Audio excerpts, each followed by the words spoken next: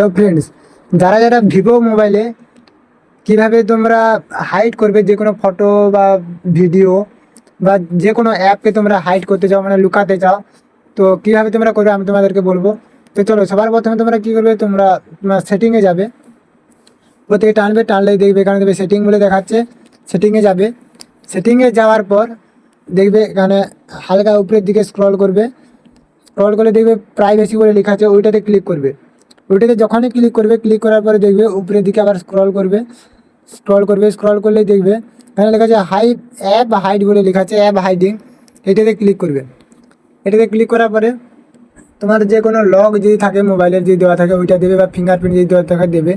দেওয়ার পরে এখানে দেখবে অনেকগুলো অ্যাপ দেখাবে। তুমি যেই অ্যাপটাকে তুমি লুকাতে চাও ওই অ্যাপটাতে ক্লিক করবে। যখনই ক্লিক করবে তোমার সামনে এরকম একটা দেখাবে হাইড ফ্রি ফায়ার ম্যাক্স। আমি যেরকম ফ্রি ফায়ারটাকে হাইড করতে চাই, এই জন্য হাইড ফ্রি ফায়ার ম্যাক্স। ওইটাতে কনফার্ম করবে।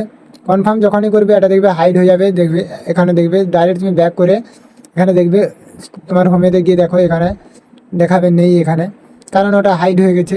তো হাইডটাকে তুমি এবারে কীভাবে খুঁজে পাবে, তুমি তোমার দুটো ফিঙ্গার নেবে, নিয়ে তোমার মোবাইলের স্ক্রিনে হালকা উপরের দিকে করবে। যখনই করবে দেখবে এইভাবে তোমার লকের চিহ্ন আসবে।